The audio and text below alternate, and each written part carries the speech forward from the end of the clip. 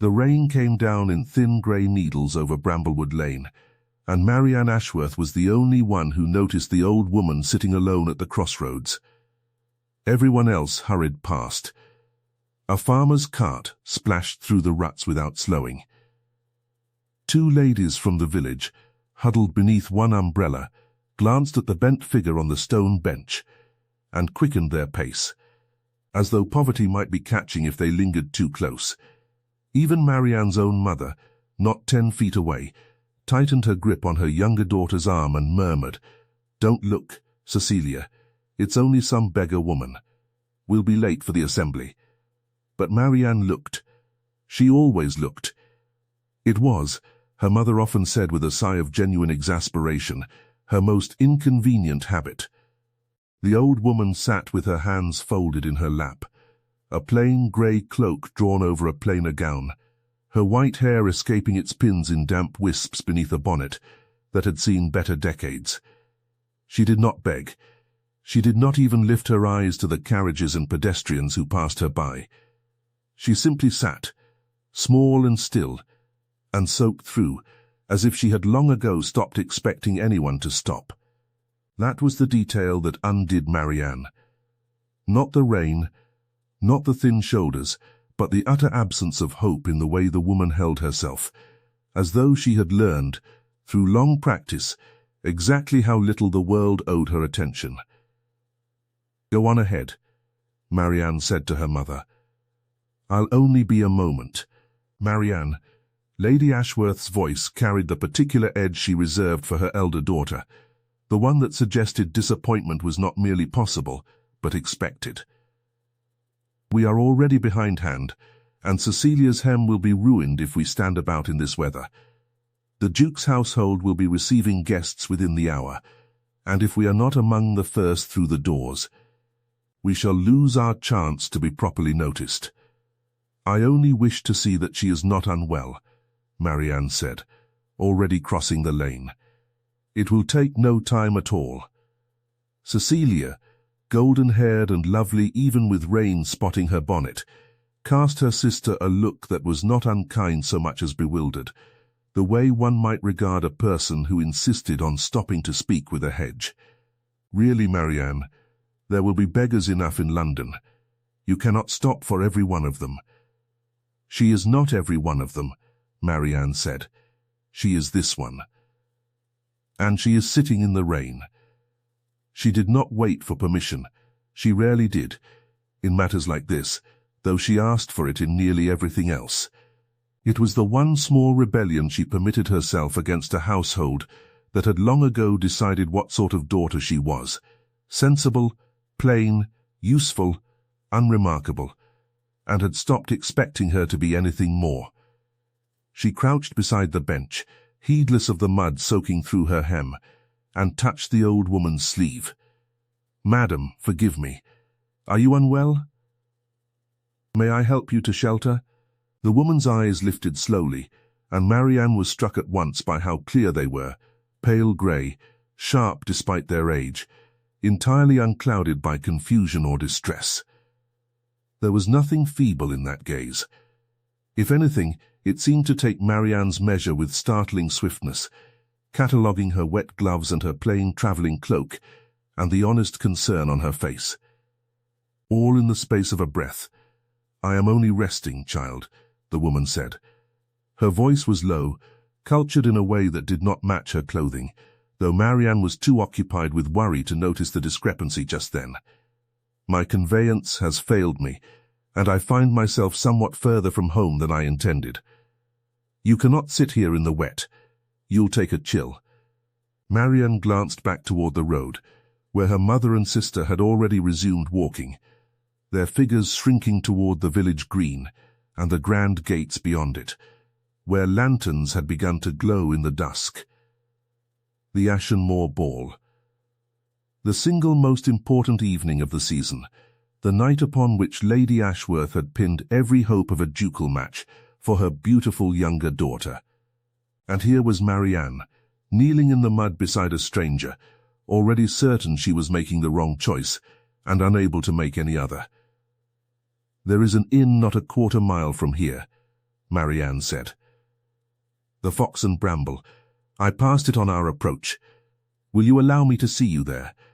I have coin enough for a fire and a hot meal, and I am sure they can send word to whoever is meant to be looking for you." Something shifted in the old woman's expression. Not gratitude exactly, not yet, but a kind of startled attention, as though she had asked this question of the world many times before, and had never once received such an answer. "You would give up your evening for a stranger on the road? It is only an assembly," Marianne said, and did not entirely manage to keep the wry note from her voice. "I promise you, very little will be lost by my absence from it." The old woman studied her a moment longer, and then, with a small, private smile that Marianne did not fully understand, she extended her hand to be helped up. They walked together through the thickening rain, Marianne's arm firm beneath the older woman's elbow, her own cloak drawn half over the stranger's shoulders, though it did little good against the downpour. The old woman moved slowly, but with a straight-backed dignity that seemed at odds with her worn clothing, and twice she stopped to catch her breath, pressing a thin hand to her side. "Not much farther," Marianne promised. "I can see the sign ahead. You are very patient, for a young woman who is missing a ball." "I have had a great deal of practice being patient," Marianne said, before she could think better of the admission. "It is rather my particular talent. Is it not admired?"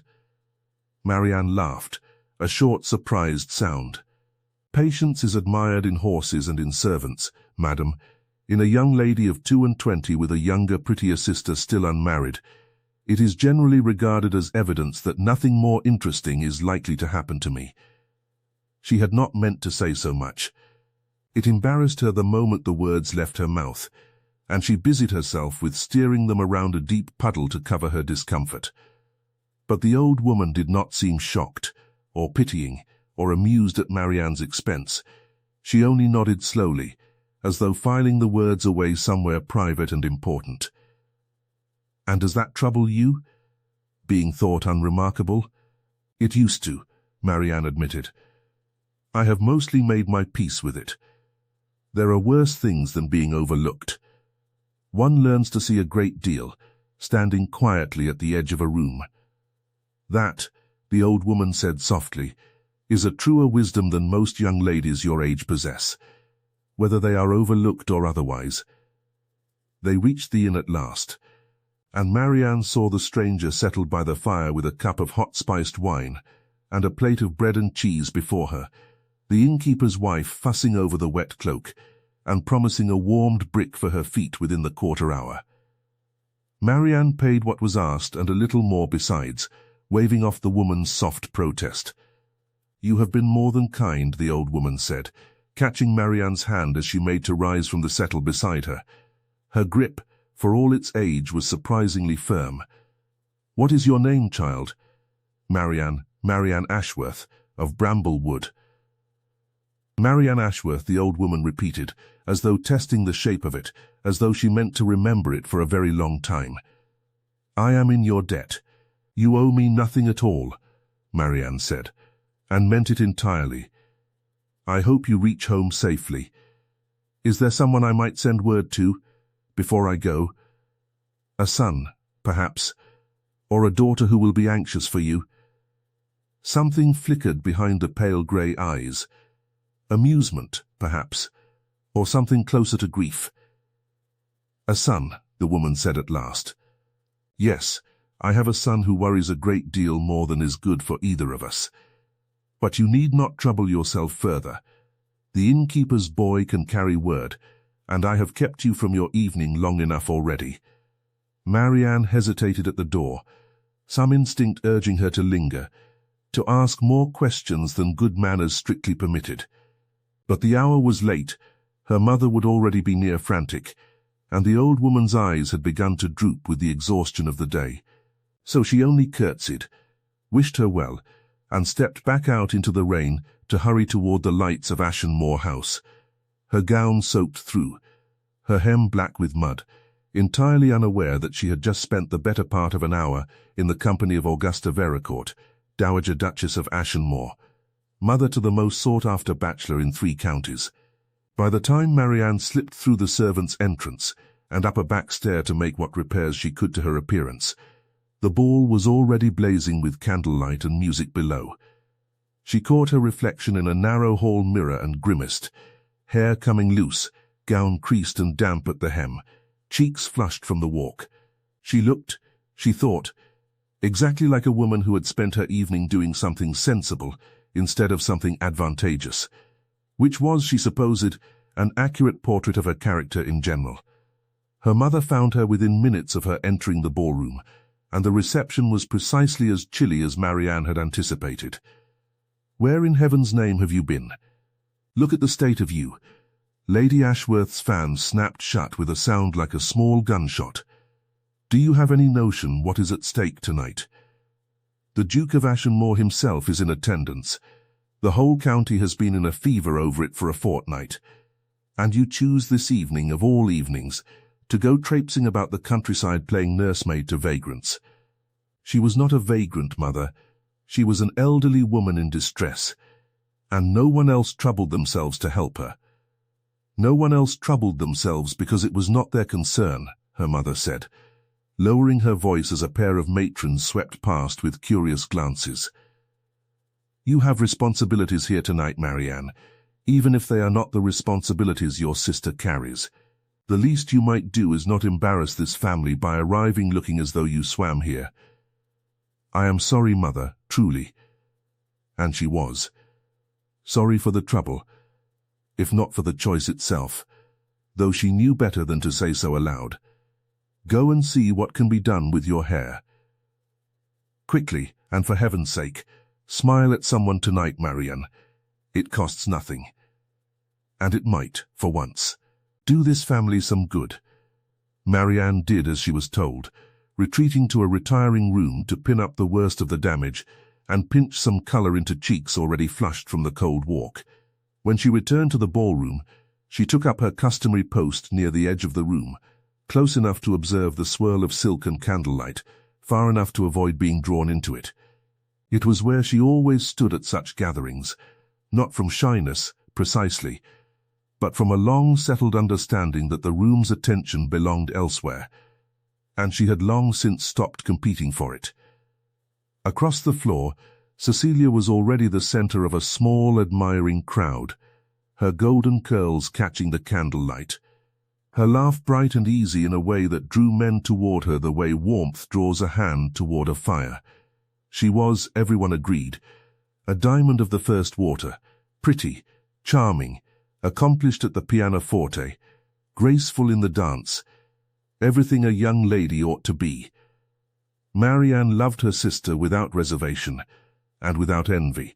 Mostly, it was only on evenings like this one, watching the practiced ease with which the world opened itself to Cecilia, that she felt the old familiar ache of comparison settle somewhere beneath her ribs.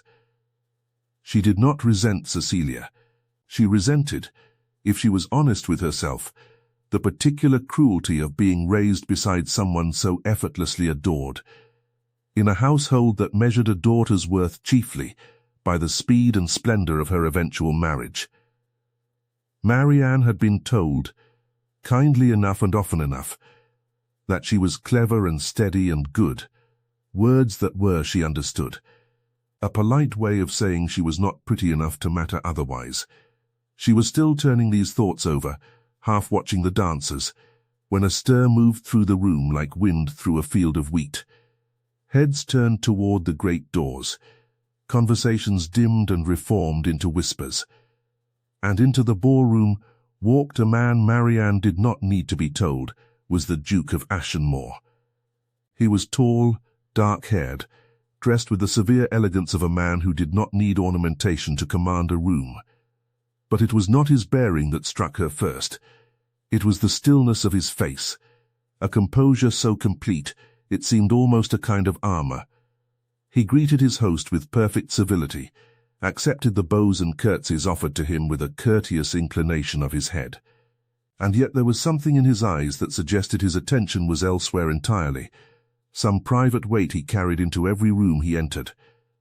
"That is him," breathed a young woman near Marianne, one of the vicar's daughters. "Julian Verecourt, Duke of Ashenmoor.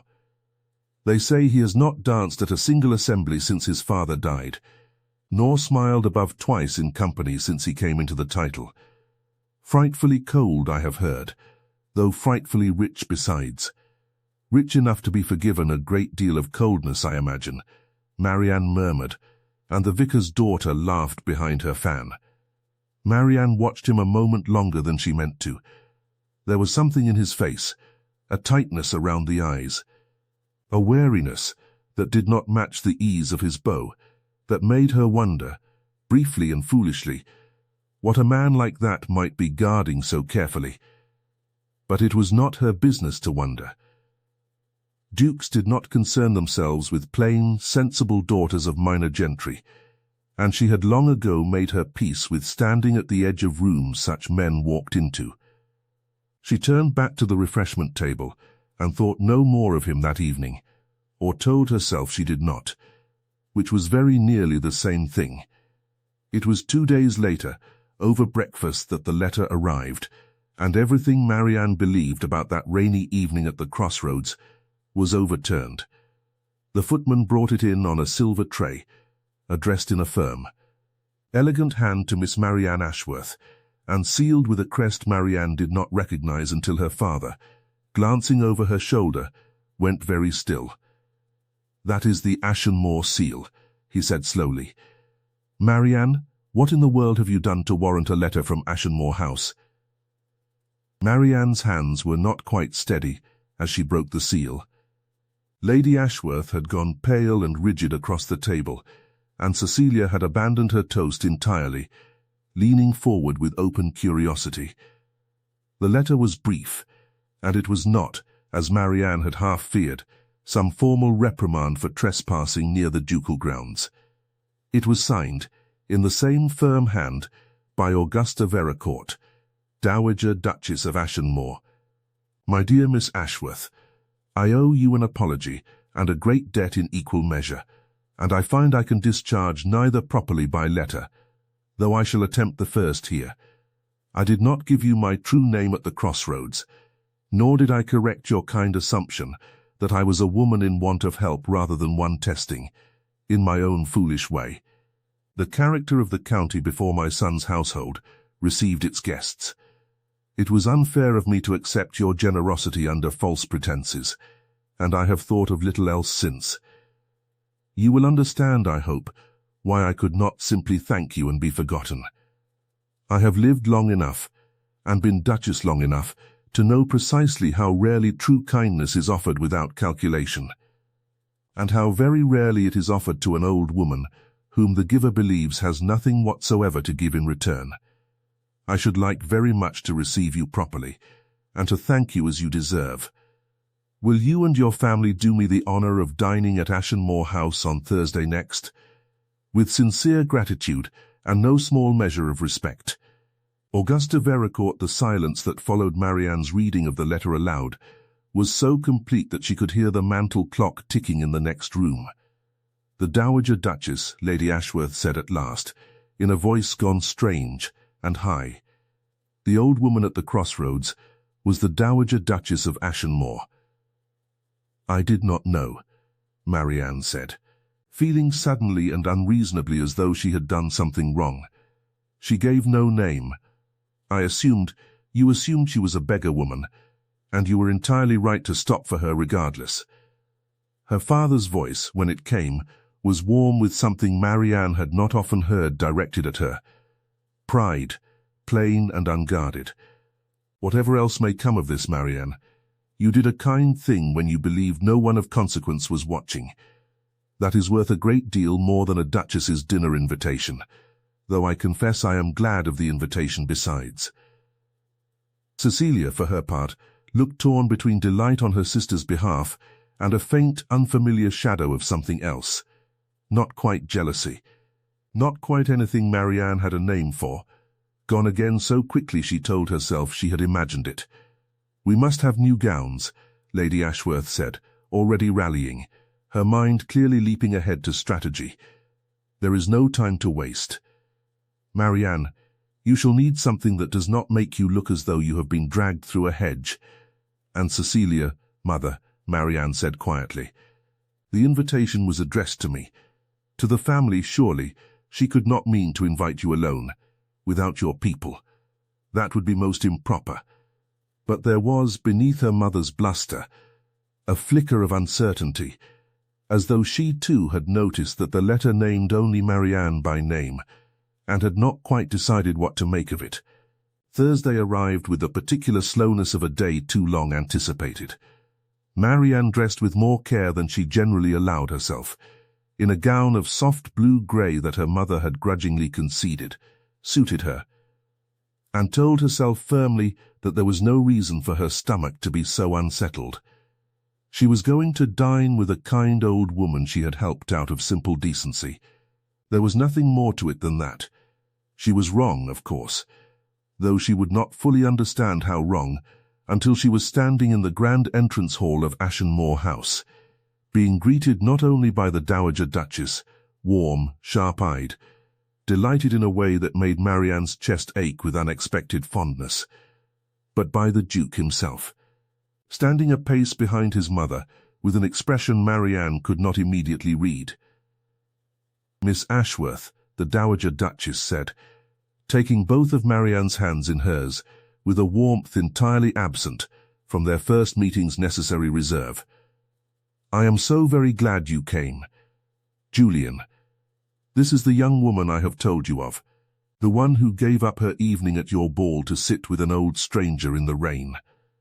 The Duke's dark eyes moved to Marianne's face, and something in them sharpened with an attention that made her suddenly acutely conscious of every detail of her appearance, every word she had ever spoken in company, as though she were being assessed against some private standard she could not guess at. Miss Ashworth, he said, and bowed. His voice was low, controlled, giving away nothing. My mother has spoken of little else these 3 days. It seems I am considerably in your debt. I only did what anyone ought to have done, Your Grace, Marianne said, dropping into a curtsy that she hoped did not betray the sudden unsteadiness in her knees. I am glad she reached home safely. Anyone ought to have done it, the Duke repeated, something dry and considering in his tone. And yet, by my mother's account, a good number of carriages and pedestrians passed her by that evening without a second glance. It seems anyone was in remarkably short supply that night. Miss Ashworth, you were the exception, not the rule. Marianne did not know how to answer that, so she said nothing at all, and the Duke's mouth curved, not quite a smile, but something adjacent to one, gone as quickly as it appeared. Dinner was a strange, wonderful, unsettling affair. The Dowager Duchess kept Marianne close beside her, drawing her into conversation with the easy skill of a woman long practiced in making others feel at home, while Lady Ashworth and Cecilia sat somewhat further down the table, included but not quite central to the evening's clear purpose. Marianne caught her mother's expression more than once, a careful, calculating brightness that suggested Lady Ashworth had already begun rearranging her ambitions to account for this unexpected turn. The Duke said little through the first courses, though Marianne was increasingly aware of his attention resting on her at odd moments, when she laughed at something his mother said, when she gently corrected the Dowager Duchess's recollection of some detail from their crossroads meeting, when she deflected, with more grace than she felt, Lady Ashworth's not quite subtle attempts to steer the conversation toward Cecilia's many accomplishments. Cecilia plays quite beautifully, Lady Ashworth said, not for the first time. She has been complimented by masters in London for her touch upon the pianoforte. I am sure she has, the Dowager Duchess said pleasantly, and returned, with the same pleasant firmness, to whatever she had been asking Marianne before the interruption. It was only near the end of the meal, when the Dowager Duchess had excused herself briefly to see to some household matter, that Marianne found herself, for the first time, in something like direct conversation with the Duke. You did not know who she was, he said, without preamble, his dark eyes steady on her face. "When you stopped for her, you had no notion she was my mother, no notion of any advantage to be gained." "No," Marianne said. "I am sorry if that disappoints your Grace's expectations of the Count's ambitions." "It does not disappoint me in the least," he said, and something in his voice had gone quieter, more careful.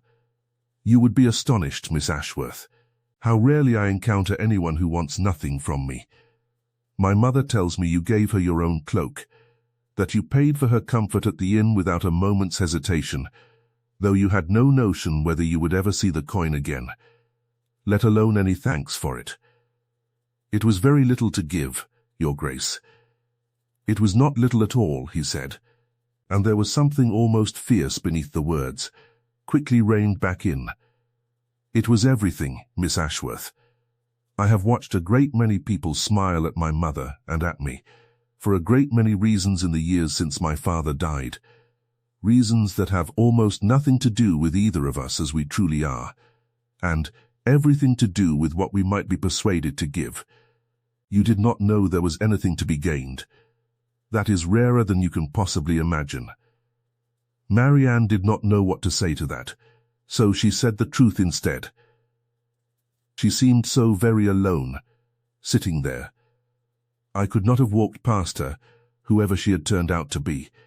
Something shifted in the Duke's face then, not quite a smile, but a softening, brief and unguarded, gone before Lady Ashworth's return to the table could catch it. But Marianne had seen it, and she carried the memory of it home with her that night like a small, secret warmth she did not yet have the courage to examine too closely. The weeks that followed brought a change in the Ashworth household that no one, least of all Marianne, had anticipated.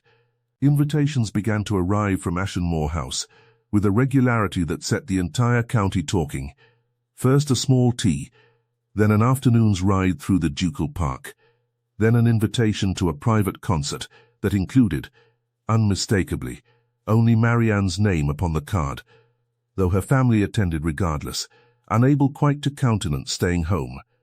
Marianne told herself, each time, that the attentions were the Dowager Duchess's doing, an old woman's fondness for the young woman who had shown her kindness, nothing more.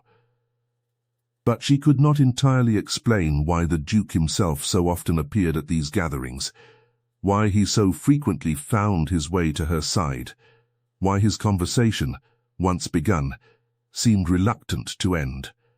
He was not, she came to understand, the cold and forbidding figure the county's gossip had painted him. He was guarded. Certainly, there was a wariness in him that spoke of old wounds carefully tended, of a man who had learned, through hard experience, to distrust warmth offered too easily. But beneath that guardedness there was a dry, unexpected wit, a genuine tenderness toward his mother, that revealed itself in 100 small gestures, and a mind that engaged with Marianne's own opinions, as though they mattered, as though she were a person worth arguing with, worth listening to, rather than a pleasant ornament to be admired and set aside. "You disagree with me," he said once, during a walk through the orangery, when she had gently contradicted his assessment of a book they had both read. "Most people do not disagree with me, Miss Ashworth. It is remarkably refreshing." "Most people are afraid of you, Your Grace," Marianne said. "I confess I find that rather sad, given how little of you they have actually troubled themselves to know." "And you are not afraid?" "I find I have very little practice being afraid of anyone," she said. "It is difficult to develop the habit when one has spent one's life being largely overlooked. There is a certain freedom in it, I think. One learns to speak plainly, having nothing much to lose." He was quiet for a long moment, his eyes on the pale winter light filtering through the orangery's glass. "You are not overlooked here," he said finally, quietly. "I want you to understand that, Miss Ashworth. Whatever you may have been told, by whomever has told it to you, you are not overlooked here." Marianne's heart, unhelpfully, chose that moment to beat rather too hard against her ribs. There came an afternoon, not long after, when the Dowager Duchess excused herself early from their usual visit and left Marianne, at the Duke's own quiet invitation, to walk with him through the portrait gallery that ran the length of Ashenmoor House's north wing, a long, hushed corridor lined with the painted faces of Verecourts stretching back 3 centuries, dukes and duchesses in ruffs and powdered wigs and the stiff, formal silks of earlier fashions, watching the present from within their gilded frames with an air of solemn, unblinking judgment. "My father," the Duke said, stopping before a portrait near the gallery's end, a broad-shouldered man with the same dark eyes as his son, though softened by a warmth Marianne had not yet seen in the living face beside her. He had this done the year before he died. "I did not sit for my own portrait for a long while after, if you wonder at the gap upon the wall further along. I found I could not bear the thought of being painted in his place before I had decided whether I wished to fill it at all." "And have you decided?" Marianne asked gently. "I am beginning to," he said, and there was something almost wondering in his voice, as though the admission surprised him even as he made it. "For a long while I believed the title was a debt I owed him, one I discharged out of obligation, the way a man pays off an inheritance of debt, rather than a gift freely given. I ran this estate. I attended to my mother. I entered into the match my father had arranged with Lady Ellery before his death, because I believed it was owed, and because I did not trust myself to know the difference between duty and desire. I have only lately begun to wonder whether they might in fact be permitted to be the same thing." Marianne studied the elder Duke's painted face, and then her husband's living one, and found in the comparison a tenderness she had not expected to feel toward a man 3 years dead, and never known to her. "He looks as though he was kind," she said. "He was," Julian said. "Kinder than I have often given myself credit for being, in the years since. I think I mistook grief for coldness after he died, and let the county believe the coldness was simply my nature, because it was easier than explaining the grief to strangers who would not have understood it regardless." He turned to face her fully then, and his voice dropped lower, more private than anything he had yet said to her. "You are the first person who has made me want to explain it at all, Marianne. I do not entirely know what to do with that." "You need not do anything with it," she said. "You need only let it be true, if it is true, and trust that I am not asking for more than you are able to give."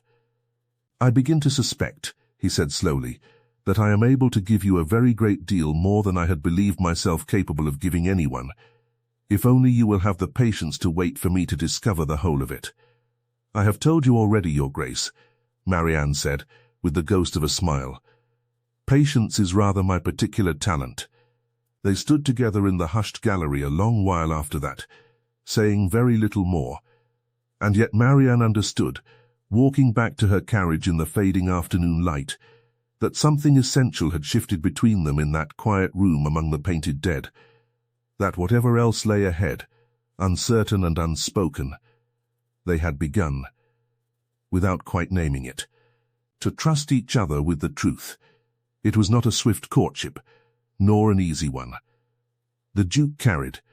She came to learn through his mother's gentle confidences, a private grief that shadowed every attachment he tried to form. His father had died suddenly, leaving the estate burdened by debts no one had known existed, and a betrothal his father had arranged in his final illness. A match with a woman named Lady Frances Ellery, daughter of an old family friend, entered into more from duty than desire on either side, and broken only after 2 miserable years of a courtship neither party had truly wanted. When Lady Frances had at last confessed her heart belonged elsewhere, he blamed himself terribly, the Dowager Duchess told Marianne one afternoon, as they sat together over needlework in the small parlour that had become, by unspoken agreement, Marianne's favourite room in the house. Not for the broken engagement itself, that was a mercy to them both in the end, but for having entered into it at all, without asking whether his heart had any part in the arrangement. He swore, after, that he would never again mistake duty for affection, nor allow himself to be maneuvered into caring for someone simply because it was expected of him. And yet he seems very attentive to duty in every other matter, Marianne said carefully. He is a good man who has confused goodness with sacrifice for a great many years, the Duchess said, with the particular gentleness of a mother who has watched a son suffer and been unable, for too long, to help him. I think, Miss Ashworth, he has been waiting, without quite knowing he was waiting, for someone who would want him for himself, and not for the title, nor the fortune, nor the duty he represents. I think perhaps he has begun to believe that person might be you. Marianne's needle stilled entirely in her hand. Your Grace, I could not presume. I am not asking you to presume anything, the Duchess said. I am only telling you what I see, because I am an old woman who has watched my son close himself off from happiness for 6 years.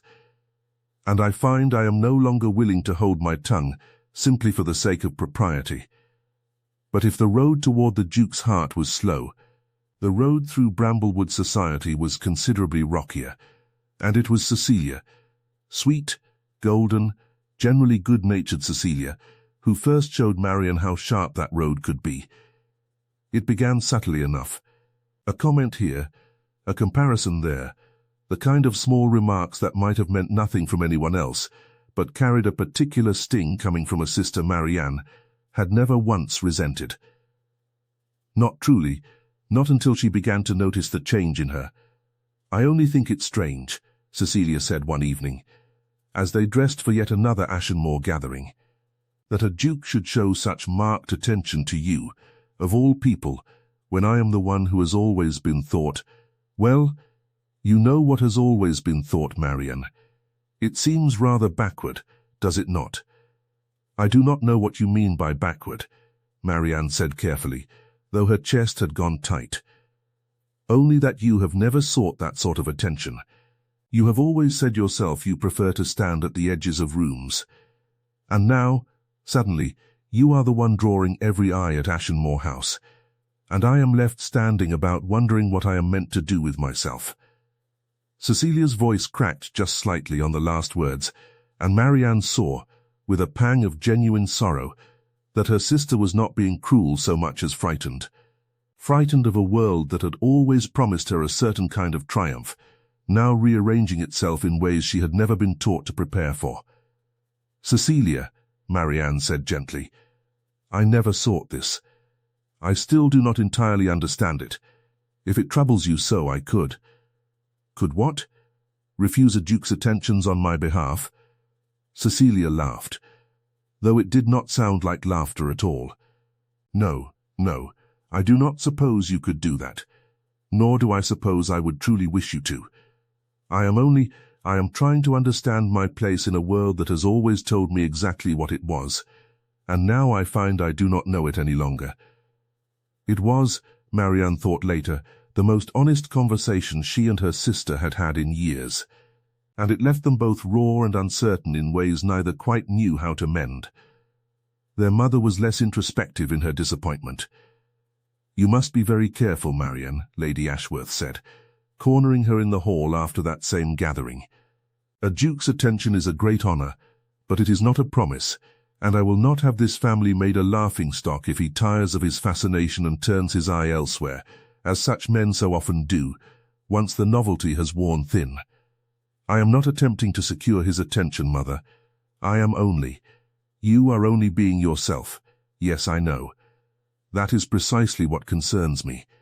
You have never learned to want anything for yourself, Marianne, and I begin to fear that habit will cost you a great deal.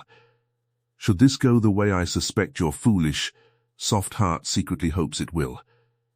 It was, Marianne reflected privately, the closest her mother had ever come to accusing her of hope, and the accusation stung rather more than she was prepared to admit. Chiefly because it was entirely true. The true crisis, when it came, arrived not from her own family, but from the wider circle of Ashenmoor society, in the person of Lady Frances Ellery, the Duke's former betrothed, returned to the county after her own broken engagement to visit an aunt, and evidently possessed of opinions about the Duke's newfound attentions that she was not inclined to keep to herself.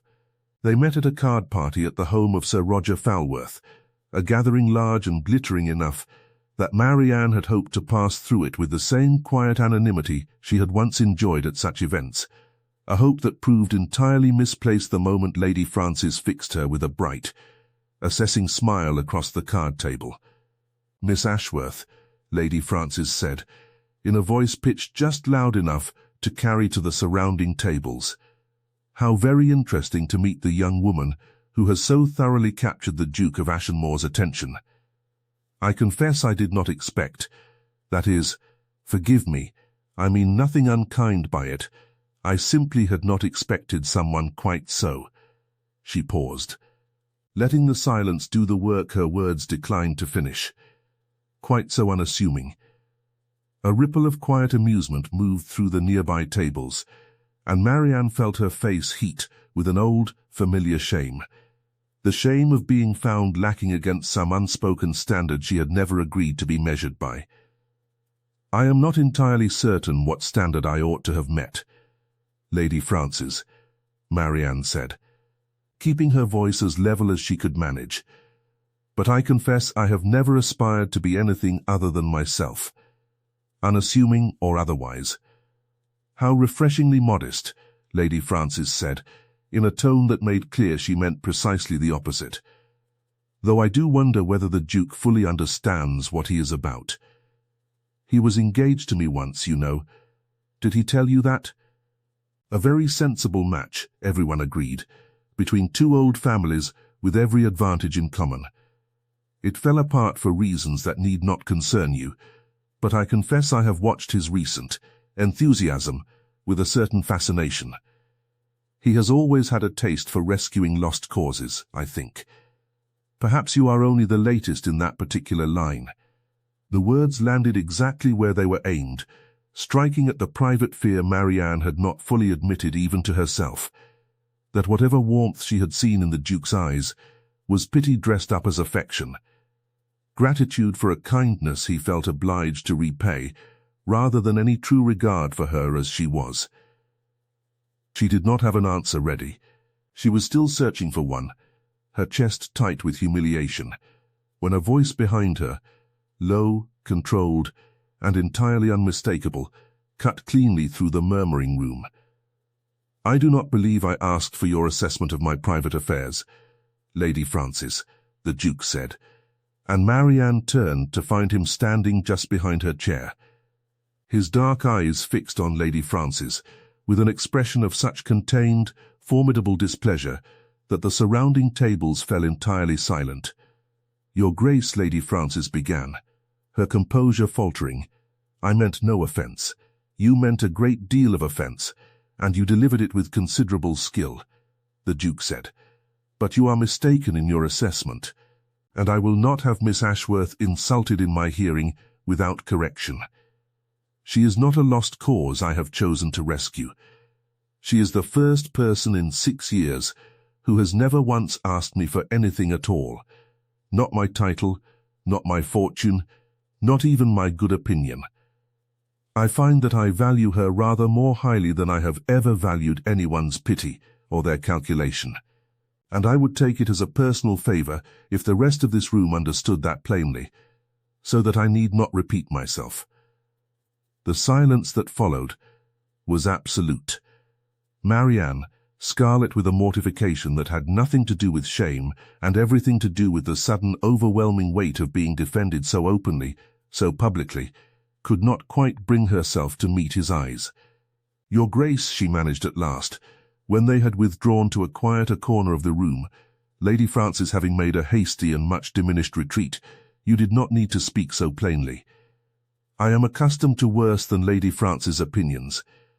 "That is precisely the trouble, Miss Ashworth," he said, and his voice had gone quiet again, stripped of the anger that had coloured it moments before. "You are accustomed to it. You have spent your whole life being told, in 100 small ways, that you are not quite enough to be worth defending, and you have learned to simply endure it, rather than expect better. I find I cannot bear that any longer. I do not wish you to be accustomed to being overlooked. I wish—" He stopped himself, some old caution reasserting itself, and looked away. "You wish what, Your Grace?" "I wish," he said, very low, "that you would let me show you what it is to be seen, Miss Ashworth, fully and without condition, if you would permit it. I have not asked because I feared the asking would frighten you away, and I find, rather to my own surprise, that I am not at all willing to lose you over my own cowardice." It was not, Marianne thought later, the declaration she might have imagined for herself in her most private, foolish daydreams. No grand ballroom, no orchestrated moment. Only a quiet corner of a crowded card party, and a duke's low, unsteady voice. But it was, in every way that mattered, exactly right. Precisely because it was entirely, unguardedly true. She might have answered him then, might have let the whole matter resolve itself in that single golden moment, except that the very next morning brought a crisis that threatened to undo everything before it had truly begun. It came in the form of a letter, delivered not to Marianne, but to Lady Ashworth, from a distant cousin of Sir Edmund's, who had long managed a small property held in trust for the family. A letter revealing, in careful apologetic terms, that a debt long thought settled had in fact never been discharged, and that Bramblewood itself, the modest estate that had been Marianne's family home for 3 generations, stood now in genuine danger of being lost to creditors within the 12-month, unless some considerable sum could be raised. The household that had been, only days before, alight with cautious hope over Marianne's rising fortunes, was plunged instead into a very different kind of desperation. "We are ruined," Lady Ashworth said, white-faced, the letter trembling in her hand. "Truly ruined, unless, Marianne," she looked up, and there was something in her expression that made Marianne's stomach turn cold. "Marianne, you must understand what this means. If the Duke's regard for you is genuine, if there is any possibility of an offer, you cannot afford to hesitate now. Not for pride, not for sentiment, not for anything. This family's future may depend upon it. Mother, I cannot use his affection to save Bramblewood. That would make a mockery of everything he said to me only last night. It would make you sensible, which is a virtue this family has sorely lacked in you until now," her mother snapped, and then, softening Marianne, "I do not ask you to feign an affection you do not feel. I have watched you these past weeks, and whatever else may be true, I do not believe your regard for him is false. I ask only that you not let false pride rob this family of a rescue that has, by some miracle, fallen directly into our path." It was, Marianne reflected bitterly, precisely the trap Lady Frances had warned her of the night before, the fear that her feelings for the Duke, however genuine, might now be forever tangled with the desperate calculation of her family's circumstances, so that even she herself could no longer be entirely certain which motive governed her heart. She did not go to Ashenmoor House the next day, nor the day after. She could not bring herself to face the Duke, while her family's ruin hung so heavily over every word she might speak to him. Terrified that whatever she said, however true, would forever after seem tainted by need rather than love. It was the Dowager Duchess who found her out, 3 days into her self-imposed retreat, arriving at Bramblewood unannounced and installing herself in the small parlour with the calm authority of a woman entirely accustomed to getting her way. "You have not called," the Duchess said, without preamble, once Marianne had joined her. "My son has worn a groove in the library carpet, I am quite certain, pacing and pretending he is not waiting for you. What has happened, child? You may tell me plainly. I find I have very little patience left for delicacy at my age." So Marianne told her. The debt, the danger to Bramblewood, her mother's desperate hope, and her own terrible fear that she could no longer trust her own heart, that any word of affection she now offered the Duke might be corrupted, in his eyes or her own, by her family's need. The Duchess listened without interruption, and when Marianne had finished, she reached across the small distance between them and took her hand. "My dear girl," she said, "do you imagine my son has not faced this very fear himself, and worse?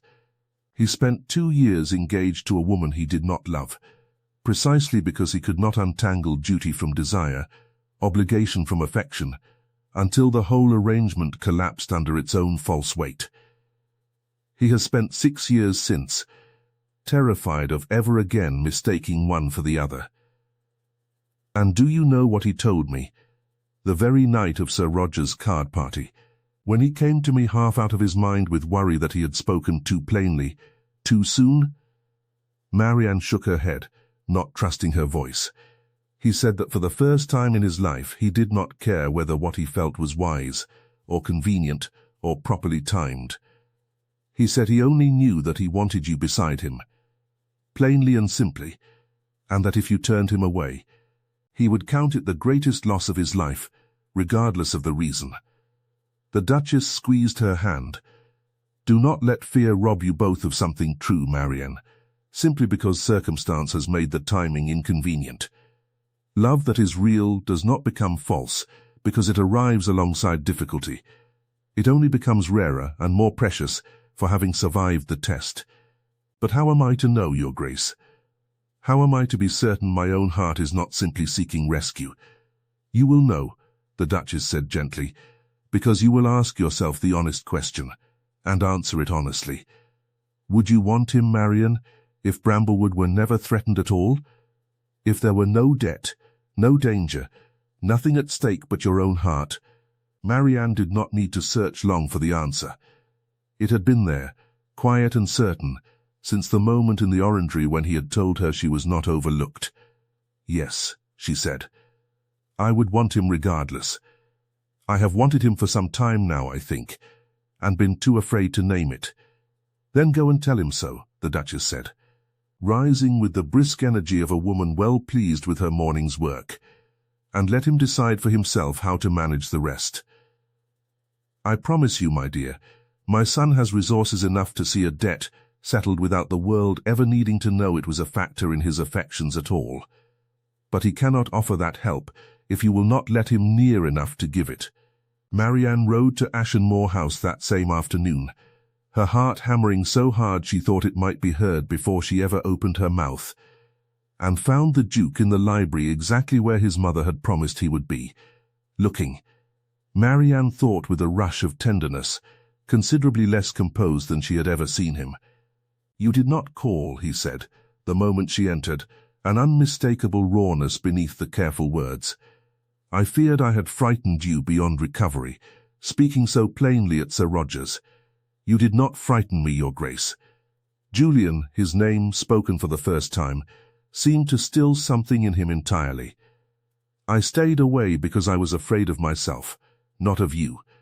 My family faces ruin, a debt I only learnt of days ago, one that threatens to take Bramblewood entirely, and I could not come to you, could not answer what you asked me, while I feared my own heart might be confused by desperation into mistaking need for love."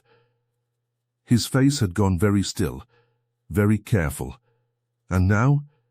Now I have asked myself the only question that matters," Marianne said. "And I find the answer has nothing at all to do with Bramblewood, or debt, or rescue. I want you, Julian, exactly as I wanted you before I ever knew there was ruin at my door. I have wanted you since the orangery, I think, and perhaps before that if I am honest, since the moment you defended me at Sir Roger's, as though my worth were not a thing to be argued, but simply a fact you would not permit anyone to dispute." He crossed the room to her in 3 strides, and though propriety demanded a great deal more restraint than either of them observed in that moment, Marianne found she did not particularly care, when his hands closed gently around hers, and his forehead dropped to rest against her own. "I love you," he said, low and unguarded, all his careful composure finally, entirely undone. I have loved you, I think, since my mother first told me of a young woman who stopped for a stranger in the rain and asked for nothing in return. I did not dare believe such a person could be real, until I met you myself and found you were more than real. You were everything I had stopped allowing myself to hope for. And Bramblewood? Marianne asked, though it mattered rather less to her, in that moment, than it perhaps ought to have. Bramblewood, he said, shall trouble your family no further, if you will permit me to see to it, not as a bribe for your affection, which I already have and do not need to purchase, but as a husband's care for his wife's family, freely given because I love you, and because it lies within my power to ease your burden. Will you marry me, Marianne? Not out of rescue, not out of desperation, but because I cannot imagine a single day of my life hereafter that would be worth living without you in it? She did not need to search for her answer this time either. The wedding, when it came at last in the early spring, was a smaller affair than the county had expected of a duke.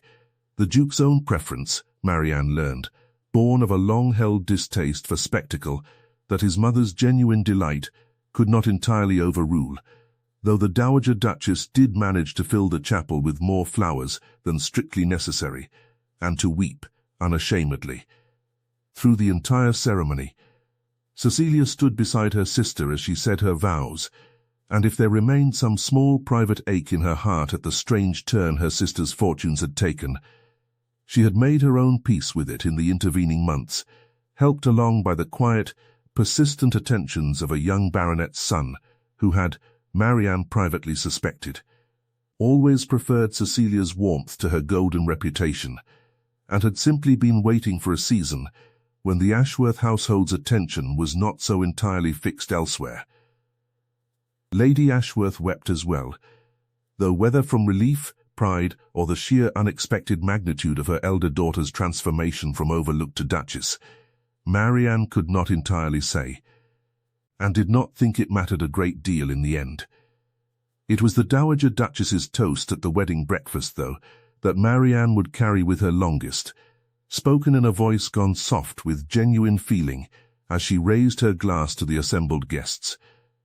They tell me it is customary, at such moments, to speak of beauty and fortune and the great honor of a ducal match, the old woman said. I find I have no interest in any of that. I wish instead to speak of a young woman who stopped in the rain for a stranger she believed had nothing whatsoever to give her in return, who gave her cloak, and her coin, and her evening, and asked for nothing but that an old woman not be left alone and cold and forgotten at the side of the road. I have lived a great many years, and been paid a great many compliments by a great many people who wanted something from me in return. I have never before been given a kindness so entirely without condition, and I do not believe, my dear Marianne, that I shall ever be able to properly repay it, though I intend to spend whatever years remain to me trying. She turned then to her son, and her voice grew gentler still. You have found, Julian, what I feared you might never allow yourself to find again, someone who loves you exactly as you are, who wanted nothing from your title or your fortune before she ever knew of either, and who saw, in an old woman forgotten by a roadside, a person worth stopping for. I could not have chosen better for you myself, had I searched the length and breadth of England for 100 years. Marianne, seated beside her husband with his hand warm and steady around hers, thought of that grey rain-soaked evening at the crossroads, of a bent old figure no one else had troubled to notice, of the small, unremarkable choice to stop when it would have been so very easy to walk on by. She had not known, in that moment, that she was changing the whole shape of her life. She had known only that someone needed help, and that she could not, in good conscience, walk past. It struck her now, watching her husband's face soften into the rare, unguarded smile he showed to almost no one else in the world, that this was perhaps the truest lesson of it all, that the kindnesses which cost us least in the moment, offered freely and without calculation to those the world has decided, are not worth our attention, are so very often the ones that return to us tenfold, in forms we could never have imagined when we first knelt down in the mud and reached out our hand. The rain had long since cleared from Bramblewood Lane, but Marianne, Duchess of Ashenmoor, now in truth as well as in her husband's unguarded heart, never did forget the particular quality of that evening's grey light, nor the old woman's clear, searching eyes, nor the quiet, uncelebrated moment that had, in the end, changed absolutely everything. She had been raised to believe herself unremarkable, the plain sister, the sensible one, the daughter whose chief virtue was patience rather than promise. She understood now, standing in the golden warmth of her wedding breakfast, with her husband's hand in hers, and his mother's tearful blessing still ringing in her ears, that the world's judgment of who deserved to be seen had never once been the true measure of her worth. It had only ever been the measure of the world's own blindness. She had stopped, once, for a forgotten old woman, that no one else thought worth the trouble. In the end, it was the whole of her life that the old woman had, in turn, given back to her.